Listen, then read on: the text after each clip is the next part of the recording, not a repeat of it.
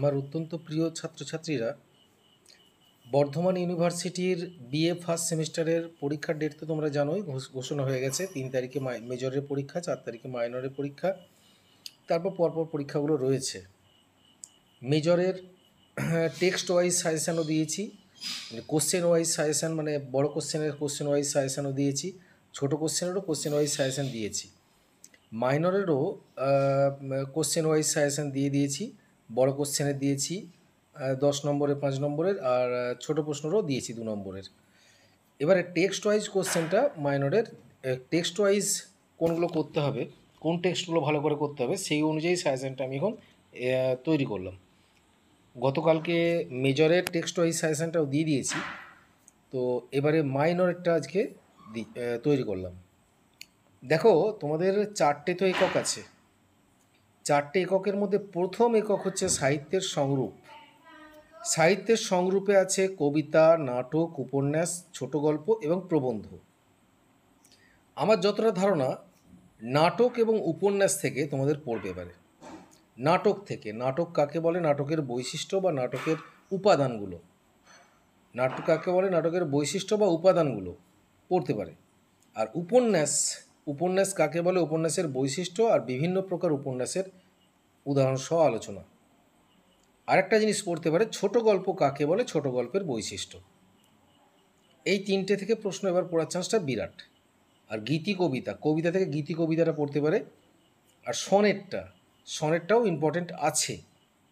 তোমরা যদি প্রবন্ধটা 5 নম্বরের জন্য করতে পারো, প্রবন্ধ কাকে বলে, কয় প্রকার ও কী কী, এগুলো উদাহরণসহ আলোচনা ছোট প্রশ্নের জন্য 5 নম্বরের জন্য করতে পারো। তো বড় প্রশ্ন আমার যতটা ধারণা, উপন্যাস এবং নাটক থেকেই বেশিরভাগ পড়ার চান্স বেশি, আর ছোট গল্প থেকেও পড়তে পারে। আর কবিতার ক্ষেত্রে গীতি কবিতা এবং সনেট, এই দুটো পড়ার চান্স বিরাট আছে। আচ্ছা, এবারে দেখো কবিতা, একক 2 কবিতা। কবিতাতে তোমাদের বলে দিচ্ছি সোনাত্তরী কবিতা। সোনাত্তরী কবিতা রূপক কবিতা হিসেবে সোনাত্তরীর সার্থকতা একদম চোখ বুজে করতে আরম্ভ করে দেবে পরীক্ষার হলে। এটা একদম খুব ইম্পর্টেন্ট প্রশ্ন, এবারে পড়বেই একবারে যতটা সম্ভব। আর আত্মবিলাপ কবিতায়, আত্মবিলাপ কবিতা মাইকেল মধুসূদন দত্তের অন্তর্বেদনার স্বরূপ। এই দুটো প্রশ্ন করলেই এই দুটোর মধ্যে তোমাদের 10 নম্বরের কোশ্চেন পেয়ে যাবে।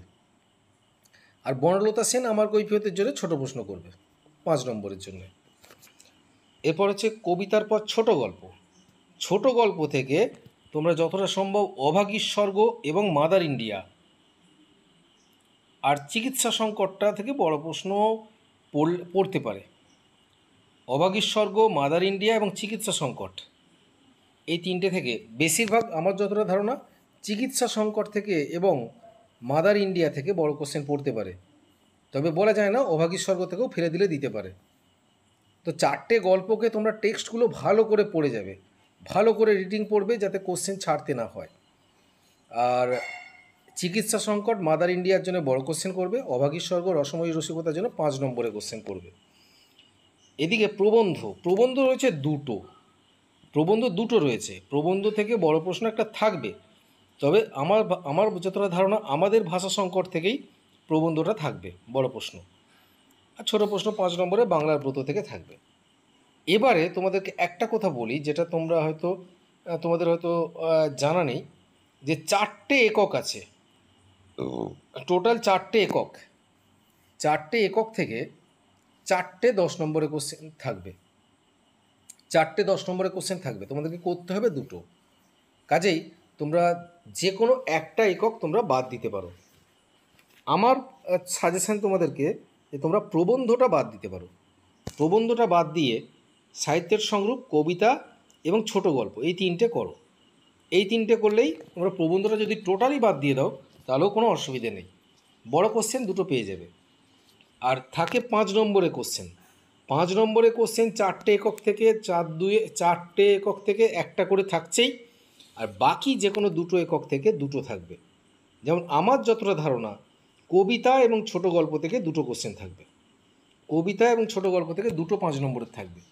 কাজেই কবিতা এবং ছোট গল্প এই দুটোকে খুব ভালোভাবে করতে হবে।